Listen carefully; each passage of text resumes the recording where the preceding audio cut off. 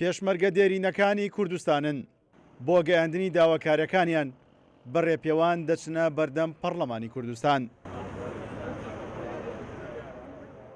پێشمەرگە دێرینەکان داوایان لە پەرلەمانی کوردستان و لایەنە پەیوەنددارەکان دەکرد کە ژیانی بار و گەزەرانی خۆیان و خانەوادەکانیان باشتر بکەن، ئەو پرۆژە یاسایەشی کە پێشکەش بە پەرلەمانی کوردستانیان کردووە پەسەندی بکەن.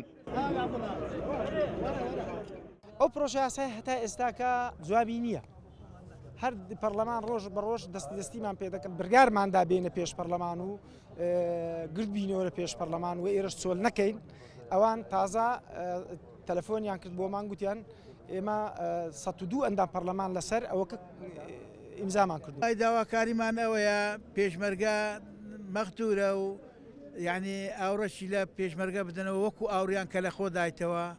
ملەتی کورد چاوەڕوانی ئەو ڕۆژەی بوو کە ئەو ئاسۆی ببینی ئەویش دەبینم هەر شلوپەیتی تێدایە. ئەنی لە پاش 6 ساڵ هەتا ئێستا پێشمەرگەی دێرین کرێچیبی 8 منداڵم نە خوێندەوار دەرچووە لەبەرەوەی قاچێکم سەقەتە ئیمکانیت ناتوانم ئیش بکەم ناچار کوڕەکەم لە مەکتەبێ دەری نابێ ئیشم لۆ بگا بەخێوم.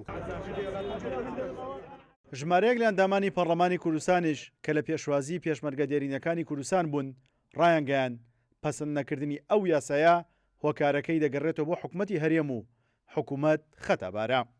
ئەوە 30 ساڵ پێش ئێستا بکرایە بە یاسا نەک ئەمڕۆ پێویستە حکوومەتی هەرێمی کوردستان لە زووترین کادا ئۆکەی بکات لەسەر تێپەڕاندنی ئەم پرۆژەی کە 69 ئەندام پەرلەمان ئیمزای کردووە و ئەو برادرانەی کەس بەشێکیان حزوریان نەبووە.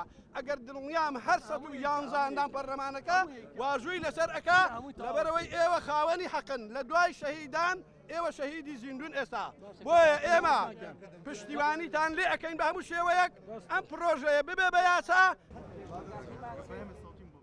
پێشمەرگە دێرینەکانی کوردستان بە هەموو حزبەکانەوە پرۆژە یاسایەکیان پێشکەش بە پەرلەمانی کوردستان کردووە کە لە 17 مادە پێکهاتووە. ماف و ئیمتیازاتی پێشمەرگە دێرینەکانی کوردستان تێیدا دیاری کراوە، بەڵام پرۆژەکە ڕەهەندی دارایی هەیە و پێویستی بە ڕەزامەندی حکوومەتە. سیرۆ حوسێن، کورسات نیوز، هەولێر.